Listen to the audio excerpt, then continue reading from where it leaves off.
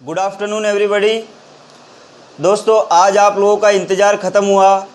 आज जिस चैप्टर की हम चर्चा करेंगे या अध्ययन करेंगे, इस चैप्टर का कई स्टूडेंट को बेसब्री से इंतज़ार था।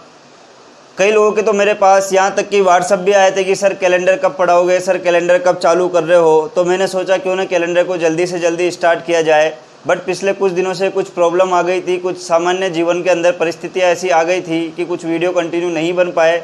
तो चलिए आज हम शुरुआत करते हैं कैलेंडर।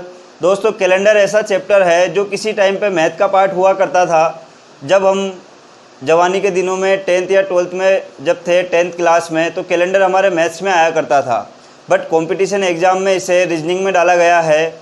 कैलेंडर ऐसा चैप्टर है जो कई स्टूडेंट्स को आज तक समझ में नहीं आया है। हिंदी में बात करूं तो पंचांग बोला जाता है। कैलेंडर को क्या बोलते हैं? पंचांग बोलते हैं। कुछ स्टूडेंट्स को तैयारी करते हुए 5 साल हो गए, कईयों के तो बच्चे भी 10-10 साल के हो गए होंगे, लेकिन फिर भी उन्हें कैलेंडर आज तक समझ में नहीं आया है। कैलेंडर हुआ, घड़ी है, आपका रैंकिंग है, ये कुछ चैप्टर ऐसे हैं जिनका बच्चों को इंतज़ार रहता है कि कोई आए और नई ट्रिक लेके आए, आसानी से हमें समझ में आ जाए। लेकिन बालकों, मेहनत आपको ही करनी पड़ेगी। केवल टीचर के पढ़ाने से मतलब नहीं रहता है जब तक आप खुद मेहनत नहीं करते।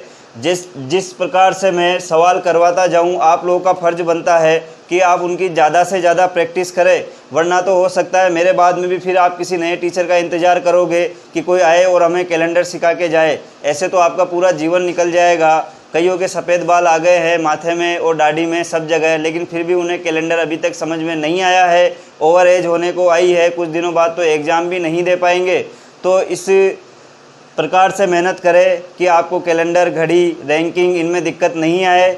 चलिए कैलेंडर की कहानी शुरुआत करते हैं। कहानी की अगर कैलेंडर की मैं शुरुआत करूं तो कैलेंडर जो है हम लोग जो काम में लेते हैं सामान्य जीवन में, अंग्रेजी कैलेंडर, और यहाँ पर भी जो आपके काम में आएगा वह अंग्रेजी कैलेंडर ही काम में आएगा। ना तो आपके विक्रमी संवत काम में आएगा, ना ही शक संवत काम में आएगा। यहाँ पर जो हम कैलेंडर काम में लेते हैं अंग्रेजी कैलेंडर होता है, जिसे ग्रीगेरियन कैलेंडर बोला जाता है। ग्रीगेरियन कैलेंडर कौन सा कैलेंडर होता है? यह हमारा ग्रीगेरियन कैलेंडर होता है, जिसकी रचना एक पोप थे, ईसाई धर्मगुरु पोप ग्रीगेरी ने इस कैलेंडर की रचना की थी। लगभग 1752 ईस्वी के आसपास, लगभग 1752 ईस्वी के आसपास पोप ग्रीगेरी ने यह कैलेंडर बनाया था। इस कैलेंडर को ग्रीगेरियन कैलेंडर बोला जाता है, ध्यान रखिएगा।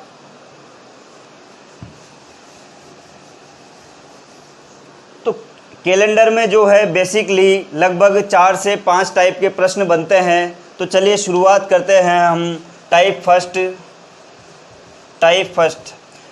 फर्स्ट जो है दोस्तों वर्ष से संबंधित होता है। वर्ष 2 प्रकार के होते हैं, बचपन से पढ़ते आ रहे हो, या तो साधारण वर्ष होगा या लीप वर्ष होगा, या तो साधारण वर्ष होगा या लीप वर्ष होगा। चलो लीप वर्ष के बारे में बात करते हैं। आप सबने बचपन में ज्योग्राफी पढ़ी होगी, मानता हूँ ज्योग्राफी पढ़ी है आपने। याद करिए बचपन के दिन, तब हमें बताया गया था कि एक ग्रह होता है हमारा सूर्य, इसके चारों तरफ जो है हमारी पृथ्वी चक्कर लगाती है, और पृथ्वी यह जो चक्कर लगाती है वह 365 सही 1/4 दिन, 365 सही 1/4 दिन में कंप्लीट करती है। अगर इन 1/4 को मैं घंटे में कन्वर्ट करूँ, गुणा 60 करूँ, तो यह लगभग 365 दिन व 6 घंटे होते हैं। 365 दिन और 6 घंटों में पृथ्वी पूरा एक चक्कर लगाती है, जिसकी वजह से हमारा पूरा एक वर्ष का निर्माण होता है। और ये पृथ्वी खुद भी अपनी दूरी पर घूमती है, पृथ्वी खुद भी अपने अक्ष पर घूमती है पश्चिम से पूर्व की ओर, जिसकी वजह से क्या बनते हैं, जिसकी वजह से दिन और रात बनते हैं। लेकिन हमें दिन रात से कोई मतलब नहीं है, हमें सिर्फ ये 365 से मतलब है, क्योंकि इसकी वजह से हमारा एक वर्ष का निर्माण होता है। तो अब समझिए, पृथ्वी ने 1 चक्कर लगाया 1 वर्ष, 2 चक्कर लगाया 2 वर्ष। तो जब 2 चक्कर हुए तो ये 6 घंटे की जगह कितने घंटे हुए? 12 घंटे। फिर पृथ्वी ने तीसरा चक्कर लगाया, कितने घंटे हुए? 18 घंटे। फिर पृथ्वी ने ये चौथा चक्कर यहाँ तक आके कंप्लीट किया, तो ये 6 घंटे कितने हो गए? एक चक्कर में 6 घंटे बच रहे हैं, तो 4 चक्कर में कितने हो गए? 6 चौक 24, 24 घंटे हो गए।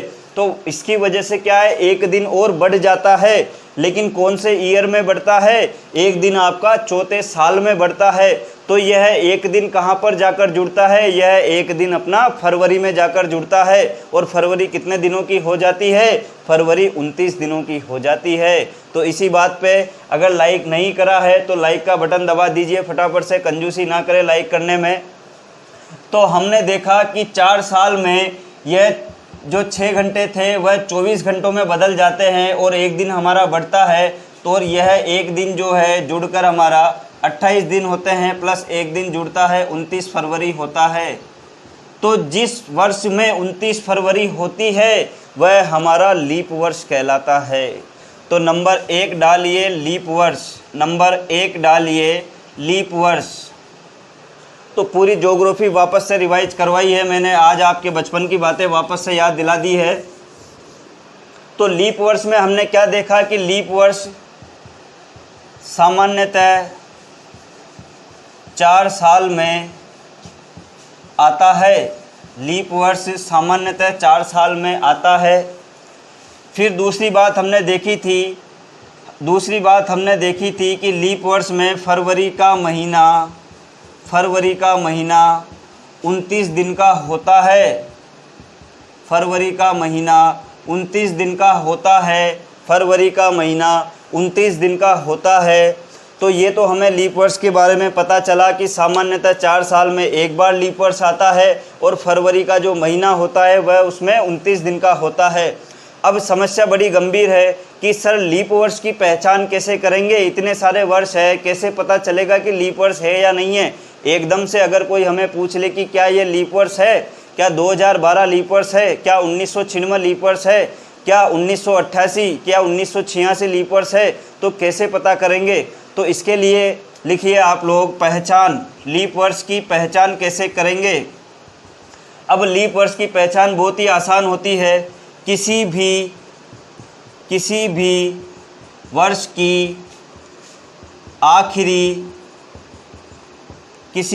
की आखिरी दो संख्याओं में 4 का भाग देंगे।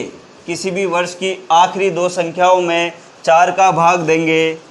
अगर भाग पूरा जाता है तो लीप वर्ष, अगर भाग पूरा जाता है तो लीप वर्ष, अन्यथा सामान्य वर्ष। अगर 4 का पूरा भाग गया उसमें तो लीप वर्ष होगा, अगर नहीं गया तो सामान्य वर्ष होगा।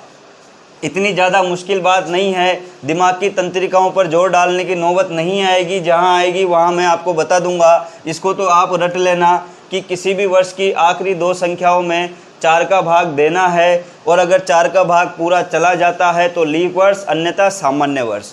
तो यह आपका लीप वर्ष था। नंबर 2 डाल के लिखिए सामान्य वर्ष। अब इसमें बताने के लिए कुछ बचा नहीं, इसमें आप एक लाइन और लिख लेना, 366 दिन होते हैं। भाई एक दिन फरवरी का बढ़ गया तो दिन कितने हो गए? 366 दिन। तो सामान्य वर्ष में कितने बचे? 365 दिन होते हैं। और जो वर्ष लीप वर्ष नहीं होगा वो साधारण वर्ष होगा। तो इसमें कुछ बचा नहीं है बताने के लिए। सामान्य वर्ष में इतना लिख लीजिए कि 365 दिन होते हैं, या फिर 365 सही 1/4 दिन होते हैं।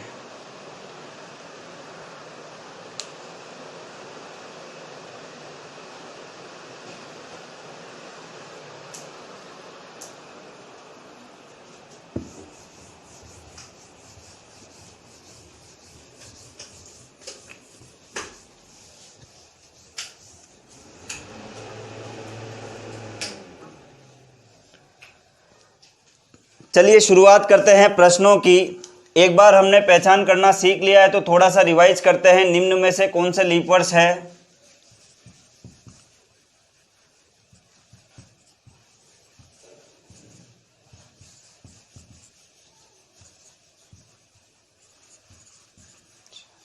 इनमें से आपको पहचान करना है, थोड़ा सा कम, इनमें से आपको पहचान करनी है कि कौन से वर्ष जो है वो लीप वर्ष है या साधारण वर्ष है। तो मैंने आपसे कहा कि किसी भी सन की आखिरी दो संख्याओं में, किसी भी सन की आखिरी दो संख्याओं में 4 का भाग देंगे। तो 2012 में आखिरी संख्या कितनी है, 12 में 4 का भाग दीजिए, 4 तिया 12, पूरा पूरा चला गया, कुछ भी शेष नहीं बचा है। तो कौन सा वर्ष हो जाएगा, लीप वर्ष हो जाएगा। चलिए 1996 में भाग दीजिए, 4 दूनी 8, 16 बच गए, 4 चौक 16, कुछ भी शेष नहीं बचा है, अगर दोगे तो पूरा पूरा चल जाएगा। फिर इसमें आता है 72, 72 में 4 का भाग दीजिए, 72 में 4 का भाग देंगे तो 4 एकम 4, कितने शेष बच गए, 3 और 2 32 हो गए। तो अब देखिए क्या 32 में भाग जाता है, 4 8 32, तो पूरा पूरा भाग चला गया, कुछ शेष नहीं बचा। 1986, 86 में 4 का भाग दीजिए, 4 दूनी 8, एक बार तो चला गया, लेकिन अब 6 में भाग नहीं जाता है, तो हमें पॉइंट लगाने की नौबत आएगी। 6 में अगर 86 में अगर मैं 4 का भाग दूं तो 4 दूनी 8, ये पूरा पूरा चला गया, अब मेरे पास शेष बच गया 4 एकम 4, 2 आ गए। अब मुझे यहाँ पर पॉइंट लगाने की नौबत आएगी, इसका मतलब पूरा पूरा भाग नहीं जा रहा है, तो यह कौन सा वर्ष हो जाएगा, सामान्य वर्ष। बाकी सब में पूरा पूरा भाग गया तो ये लीप वर्ष हो गया, ये भी लीप वर्ष, ये भी लीप वर्ष, और ये हमारा सामान्य वर्ष। तो हमने देखा कि लीप वर्ष की पहचान कैसे की जाती है।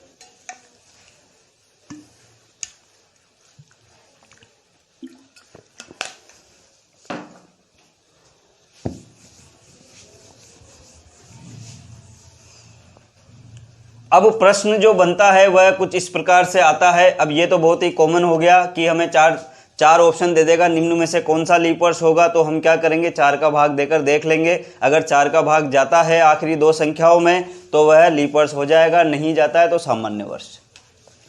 अब अच्छा वाला प्रश्न कुछ इस प्रकार से आता है, एक गरीब बच्चे का जन्म 29 फरवरी, यह गरीब क्यों है अभी आगे जाके बताऊंगा। एक गरीब बच्चे का जन्म 29 फरवरी 1896 को हुआ, तो वह अपना पहला जन्मदिन कब मनाएगा। और 4 ऑप्शन दे दिए जाएंगे, 29 फरवरी 1896, 29 फरवरी 1900, 29 फरवरी 1904, इनमें से कोई नहीं। यदि एक गरीब बच्चे का जन्म 29 फरवरी 1896 को हुआ तो वह अपना पहला जन्मदिन कब मनाएगा। अब कुछ बच्चे बोलेंगे सर आपने बताया था कि सामान्य वर्ष जो है वह 4 साल में एक बार आता है, तो अब 1896 है, 29 फरवरी है, तो अगर मैं इसमें 4 साल जोड़ दूं तो 1900 आ जाएगा। तो वह अपना पहला जन्मदिन जो है 29 फरवरी 1904 को मनाएगा। कुछ बोलेंगे कि पहला जन्मदिन 29 फरवरी 1896 को मनाएगा। तो पहले तो दिमाग पर जोर डालिए, जिस वर्ष पैदा होगा उस वर्ष तो जन्मदिन कैसे मनाएगा। तो ये तो हमारा वही गलत हुआ। अगली बार जब 1 साल पूरा होगा तभी तो जन्मदिन मनाएगा, तो जिस दिन पैदा हुआ उस दिन तो जन्मदिन नहीं मनाएगा। फिर वापस बेचारे का जन्मदिन 4 साल में एक बार आता है, इसीलिए ये बच्चा कौन सा है, गरीब बच्चा है, क्योंकि इसका जन्मदिन कितने सालों में आएगा, 4 साल में, क्योंकि कब पैदा हुआ है, 29 फरवरी को पैदा हुआ है। अब अगली बार 29 फरवरी कब आएगी, 29 फरवरी 1900, लेकिन ये भी गलत आंसर है, क्योंकि मैंने आपसे एक बात छुपाई थी कि शताब्दी वर्षों में हमेशा 400 का भाग देते हैं। नोट डाल के लिख लेना कि शताब्दी वर्षों में 400 का भाग देंगे। अगर भाग पूरा जाता है तो लीप वर्ष अन्यथा साधारण वर्ष। साधारण वर्ष अगर भाग पूरा जाएगा तो लीप वर्ष, अन्यथा साधारण वर्ष। अब यहाँ जैसे ही 1896 के बाद 4 साल पूरे होंगे तो हमारे शताब्दी आ रही है। शताब्दी का मतलब 100 वर्ष, 200 वर्ष, 300 वर्ष, 1500 वर्ष, 1600, 1700, 1800, 1900, 2000, ये हमेशा शताब्दी वर्षों में काउंट होते हैं। तो 1900 में एक बार 4 का भाग लगाइए, 400 का भाग दे दीजिए आप, तो सीधा सीधा 1900 में क्या पूरा पूरा जा रहा है? नहीं जा रहा है। तो 1900 शताब्दी जो है वो लीप वर्ष नहीं है, तो ये भी गलत आंसर है। तो यह अब अपना जन्मदिन कब मनाएगा? 8 साल बाद, जब 1904 में 29 फरवरी आएगी। समझे बात को? ये गरीब बच्चा इसीलिए ही है कि ये अपना जन्मदिन कब मनाएगा? 8 साल बाद मनाएगा, क्योंकि जब पैदा हुआ उसके 4 साल बाद में 29 फरवरी नहीं आएगी। 29 फरवरी कब आएगी? 1904 में 29 फरवरी आएगी। तो यह अपना पहला जन्मदिन 1904 में मनाएगा। ध्यान रखिएगा, बहुत ही इंपॉर्टेंट सवाल था ये। प्लस एक नया कंसेप्ट पता चल गया, इसीलिए मैंने आपको वहां पर यह लिखवाया था कि सामान्यतः, मैंने ये नहीं लिखवाया कि लीप वर्ष 4 साल में एक बार आता है, मैंने आपको यह लिखवाया है कि सामान्यतः लीप वर्ष 4 साल में एक बार आता है, परंतु शताब्दी वर्षों में कंडीशन चेंज हो जाती है। शताब्दी वर्षों में हर 400 साल बाद लीप वर्ष आता है। जैसे कि 400वां सन 400वां लीप वर्ष था, फिर 800वां लीप वर्ष होगा, फिर 1200वां लीप वर्ष है, 1600वां लीप वर्ष है, और जो 2000वां साल था वो लीप वर्ष है, फिर 2004 लीप वर्ष, ये सिंपल साल आ गए। फिर ऐसे करते करते जो 2100 आएगा वो लीप वर्ष नहीं आएगा। 2000 के बाद में अगला लीप वर्ष आएगा शताब्दी वर्ष में 2400 में आएगा, फिर 2800 में आएगा। सामान्य वर्ष में 4 साल में आता है और शताब्दी वर्षों में 400 साल बाद लीप वर्ष आता है।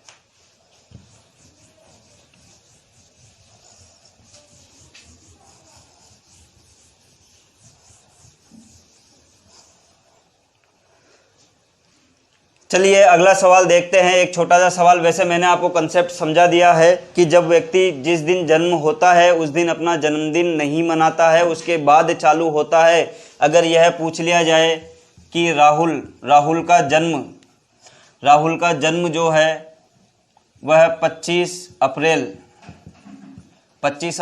2012 में हुआ, तो 25 अप्रैल 2016 तक वह कितने जन्मदिन मना चुका होगा? तो कई बच्चे देखते हैं 12 में पैदा हुआ है तो 12, 13, 14, 15 और 16 5 जन्मदिन मना लेगा, लेकिन जिस दिन पैदा हुआ है उस दिन जन्मदिन नहीं मनाएगा। जन्मदिन कब मनाएगा? 1 साल बाद, जब वह 1 साल का होगा। 2013 में मनाएगा, 14 में मनाएगा, 15 में मनाएगा और 16 में मनाएगा। कितने जन्मदिन मना चुका होगा? 4 जन्मदिन मना चुका होगा।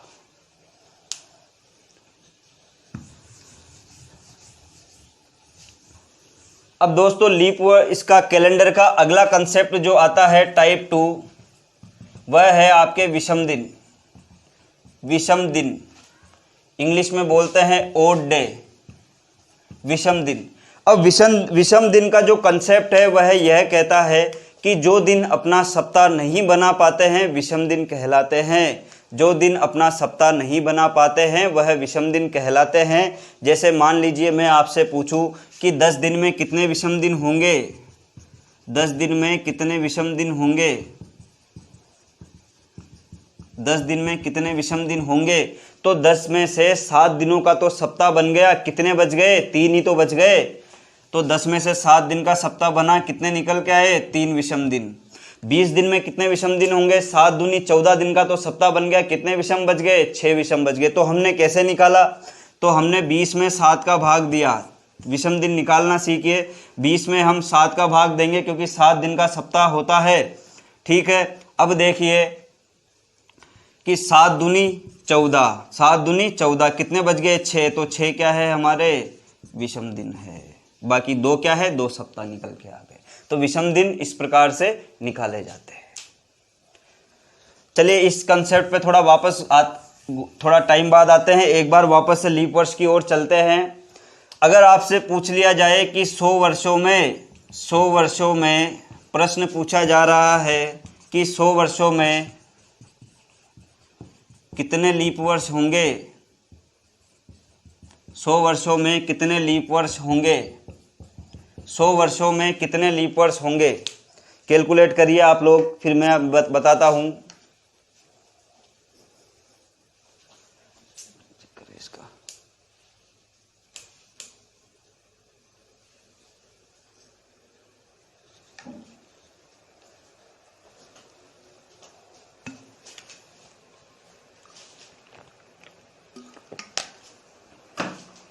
कई विद्यार्थियों के आंसर आ चुके होंगे अब तक कि सर 4 साल में एक लीप वर्ष आता है तो 100 में 4 का भाग देंगे 25 बार जाएगा, या फिर एक एक करके देख लेते हैं। 4 दूनी 8, 2 बच गया, 4 पंजे 20। कितने लीप वर्ष आएंगे 25। लेकिन ये गलत आंसर है। सर ने ये भी तो बताया था कि शताब्दी वर्षों में 100 का भाग देते हैं। तो ध्यान से देखिए, जब वह ये पूछे कि लगातार 100 वर्षों में कितने लीप वर्ष होंगे, तो ध्यान रखना ये 100वां वर्ष क्या है, यह शताब्दी वर्ष है। तो पहला लीप वर्ष कौन सा होगा, चौथा साल, दूसरा 8वां साल, तीसरा 12वां, चौथा लीप वर्ष 16वां साल, 5वां लीप वर्ष 20वां साल। ऐसे करते करते हम 96वें साल तक तो आ जाएंगे। लेकिन जैसे ही 96वें साल के बाद 100वां साल आएगा तो ये माना जाता है कि ये शताब्दी वर्ष है। तो क्या 100वां साल लीप वर्ष होगा। भाग देकर देखिए, क्या 100 में 400 का भाग जाएगा, नहीं जाएगा। तो यह हमारा लीप वर्ष नहीं है। इसलिए कितने लीप वर्ष होंगे, 24 लीप वर्ष होंगे।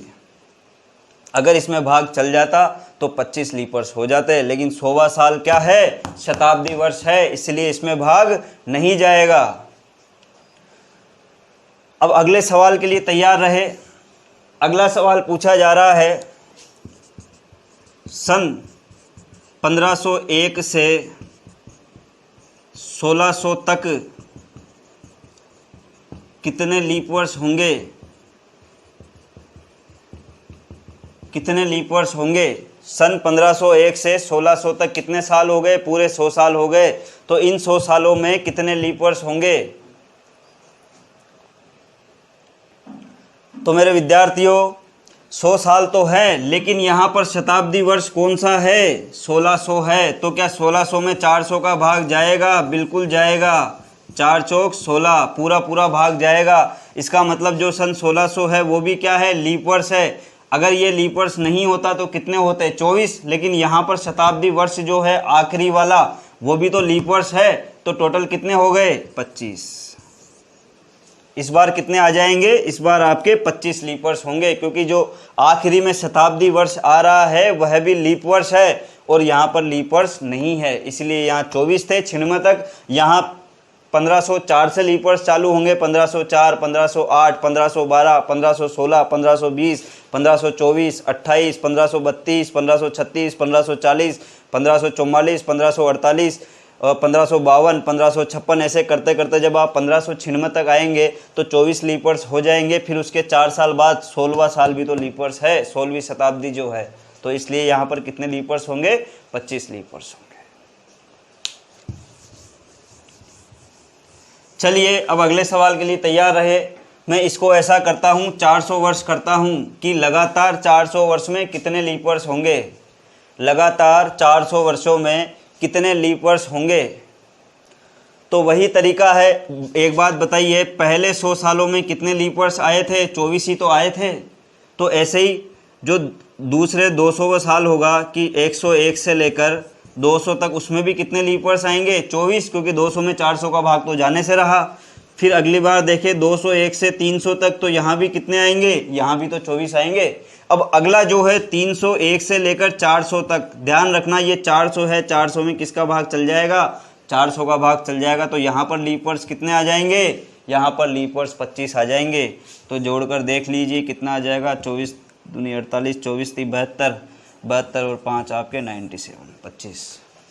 कितने लीप वर्ष आ गए, 400 सालों में 97 लीप वर्ष होंगे। यहाँ पर 96 मत कर देना, 24 24 24 24 24 चौक 96 नहीं, यहाँ पर एक लीप वर्ष बढ़ जाता है।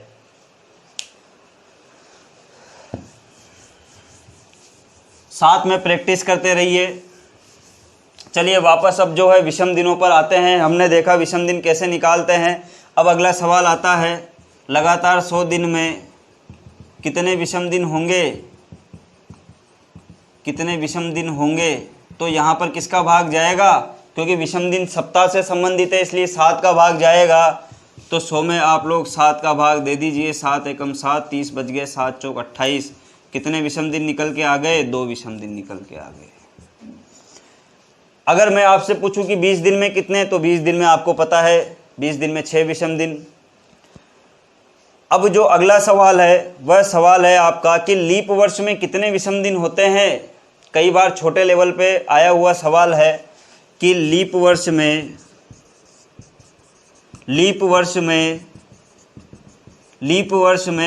कितने विषम दिन होंगे, लीप वर्ष में कितने विषम दिन होंगे।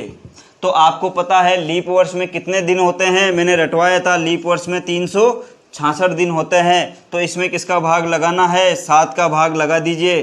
तो 7 पंजे 35, कितना बच गया, 1 16, 7 दूनी 14। तो इधर कितना आया, 2। तो ये तो क्या है, विषम दिन, और ये क्या है, सप्ताह है। तो एक लीप वर्ष में 52 तो सप्ताह होते हैं, और विषम दिन कितने निकल के आते हैं, 2 विषम दिन निकल के आते हैं।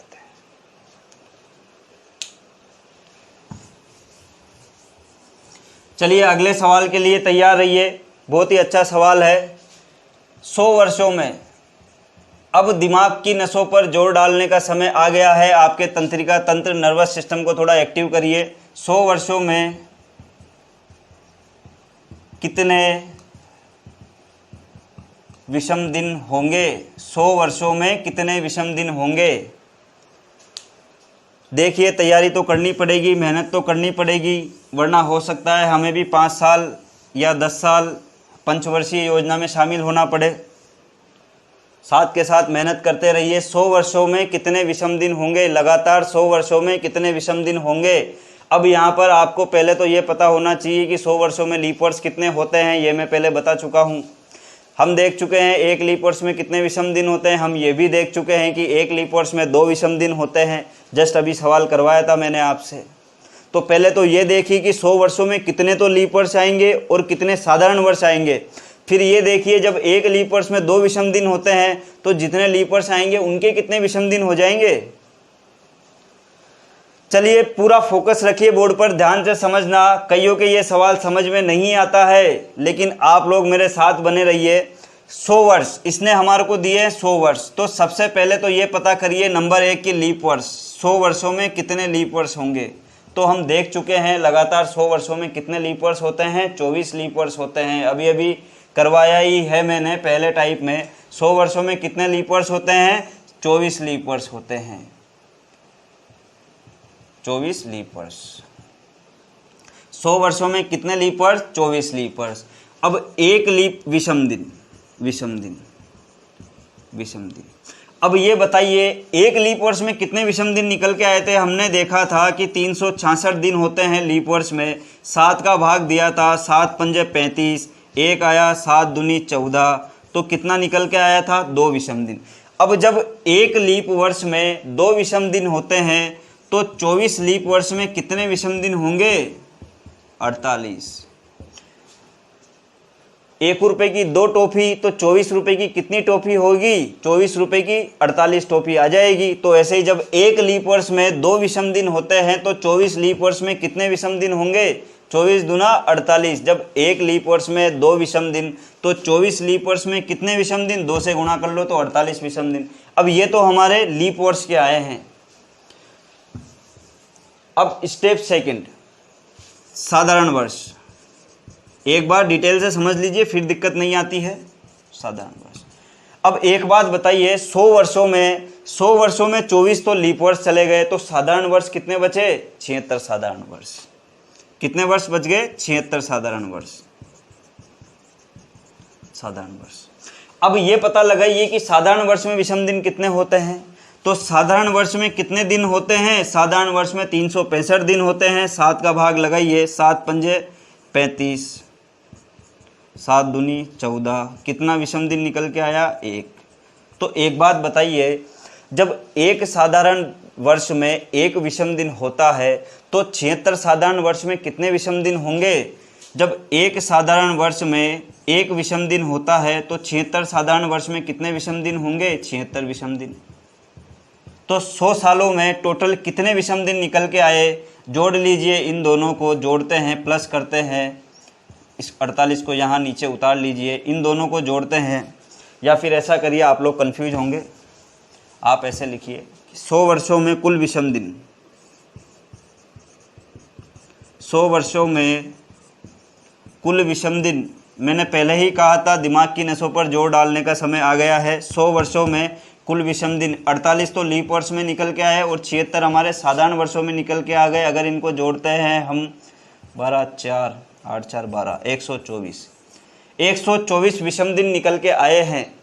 लेकिन ये 124 सही आंसर नहीं है, क्योंकि 124 जो विषम दिन निकल के आएंगे इनमें भी तो सप्ताह बनेंगे भाई। 124 कुल विषम दिन तो निकल के आ गए, लेकिन 400 सालों की बात हो रही है, तो 124 में से वापस 7-7 दिन के सप्ताह बनेंगे। तो 124 में कितने सप्ताह बनेंगे इसको देखने के लिए वही तरीका,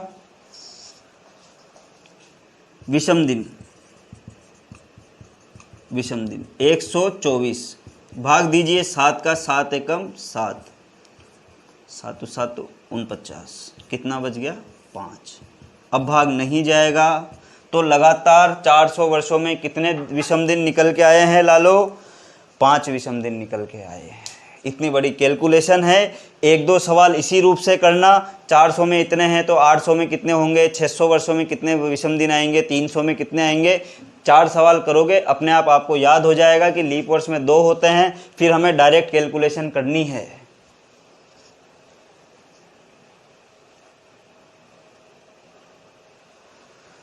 अब हमें पता चल गया 100 वर्षों में कितने विषम दिन निकल के आते हैं? 5 विषम दिन निकल के आते हैं। अब अगला बहुत ही अच्छा वाला सवाल आपको दे रहा हूं, जिससे सवाल नहीं निकल पाए चाहे तो डिसलाइक भी कर देना, मुझे कोई दुख नहीं होगा, क्योंकि भविष्य आपका ही अंधकार में जा रहा है, इसलिए मेहनत करनी पड़ेगी। लगातार 400 वर्षों में कितने विषम दिन होंगे? 400 वर्षों में कितने विषम दिन होंगे? लगातार 400 वर्षों में कितने विषम दिन होंगे? फटाफट से सोल्व कर लीजिए इस सवाल को। 100 वर्षों का हम निकाल चुके हैं। 100 वर्षों में कितने विषम दिन आते हैं? 5। तो ध्यान रखिए 400 वर्षों में कितने विषम दिन आएंगे? बहुत ही अच्छा सवाल है, लेवल वाला सवाल है।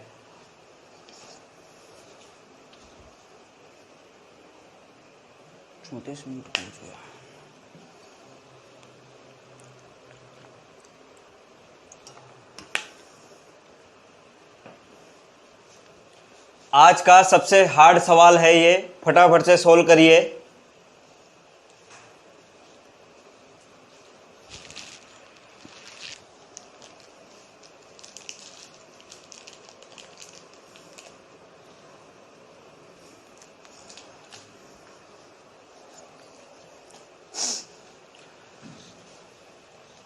मेहनत करिए, क्योंकि मेहनत करने वाले की कभी हार नहीं होती। किस्मत खराब हो तो बात अलग होती है।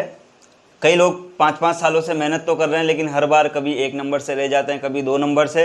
लेकिन कोई बात नहीं, अगर उनका नंबर नहीं भी आता है तो वह इस लायक हो जाते हैं कि प्राइवेट सेक्टर में कहीं पर पढ़ाकर महीने के 50,000, 40,000, 60,000 रुपये महीना कमा सकते हैं। इसलिए कम से कम मेहनत तो करिए। नंबर आएगा तो भी ठीक, नहीं आए तो भी ठीक, पैसे तो कमा तो रहे हैं।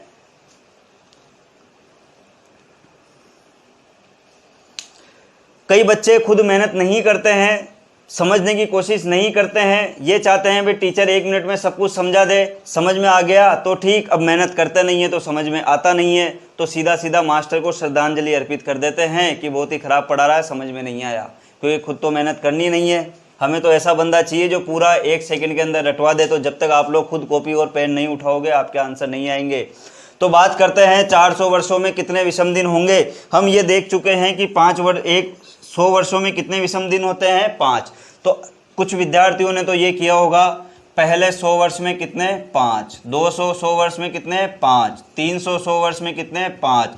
अगले 400वें वर्ष में 5। कुल मिला के 5 चौक 20। कितने विषम दिन आ गए भाई? 20 विषम दिन आ गए। लेकिन ये क्या है? यह गलत आंसर है।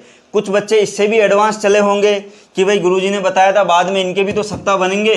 तो उन गरीबों ने क्या किया होगा, फिर 7 का भाग दिया होगा कि 7 दूनी 14, 14 के 2 सप्ताह तो बन गए, कितने विषम दिन निकल के आए सर, 6 विषम दिन निकल के आए। लेकिन गलत आंसर है, ये भी गलत है, ये भी गलत है। ये स्टूडेंट थोड़े से अच्छे हैं, एक्टिव है, बट ये तो सरासरी आलसी है। चलिए, मैंने कहा था बहुत अच्छा सवाल है, दिमाग लगाना पड़ेगा। हर कंसेप्ट एक दूसरे से जुड़ा हुआ होता है। 100 वर्ष में कितने विषम दिन, 5 विषम दिन, बिल्कुल सही है। पहले 100 वर्ष में 5, दूसरे 100 वर्ष में भी 5, यहाँ तक भी ठीक है। अगला जो 100 वर्ष आएगा 300वां वाला, 300 तक, उसमें भी 5।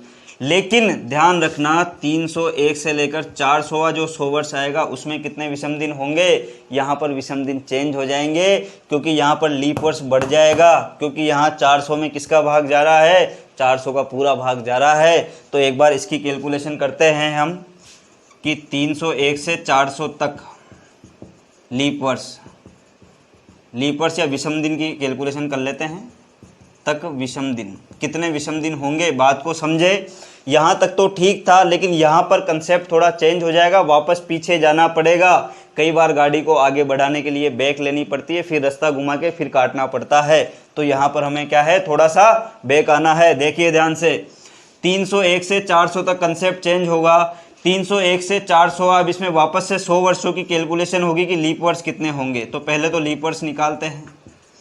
301 से जब हम चालू होंगे तो पहला लीप वर्ष कब आएगा, 304, दूसरा 308, तीसरा 312, फिर 312 के बाद 316, 320, 324, 328, ऐसे करते करते जब हम 396 तक आएंगे तो 24 लीप वर्ष हो जाएंगे। लेकिन जैसे ही 4 साल बाद 400वां वर्ष आएगा, शताब्दी वर्ष, तो इसमें 400 का भाग जाएगा क्या, बिल्कुल जाएगा। तो एक लीप वर्ष ये भी तो बनेगा। तो इनमें लीप वर्षों की संख्या कितनी होगी, 25 होगी। अब साधारण कितने बच गए, साधारण वर्ष कितने बच गए, 75 बच गए। तो एक लीप वर्ष में एक दिन, तो 25 लीप वर्ष में कितने विषम दिन हो जाएंगे, 25 में कितने, 50 विषम दिन। एक साधारण वर्ष में एक विषम दिन, तो 75 साधारण वर्ष में कितने विषम दिन हो जाएंगे, 75। जोड़ लीजिए कितना आ जाएगा, 125। अब 125 विषम दिन आए हैं, 125 में क्या करिए, वापस 7 का भाग दीजिए, कितना निकल के आ जाएगा, 7 एकम 7, 55 7 7 49, 6 विषम दिन निकल के आएंगे। तो ये जो लास्ट वाला 400वां साल है, यहाँ कितने विषम दिन आएंगे, 6। अब इनको आपस में जोड़िए, 5 5 10, 5 दिया 15, 15 में 6 जोड़ेंगे तो 21 विषम दिन आए हैं। अब इस 21 में क्या करिए, वापस से 7 का भाग दीजिए, 7 दिया 21, कुछ भी शेष नहीं बचा। तो विषम दिन कितने आएंगे, 0 विषम दिन निकल के आएंगे 400 वर्षों में। तो इसी टाइप के सवाल आजकल एग्जाम में आते हैं। एग्जामिनर आपको पूरा का पूरा घुमाने की कोशिश करेगा। अगर वीडियो पसंद आया है तो लाइक करिए, शेयर करिए और ज़्यादा से ज़्यादा इसके सब्सक्राइबर को बढ़ाइए।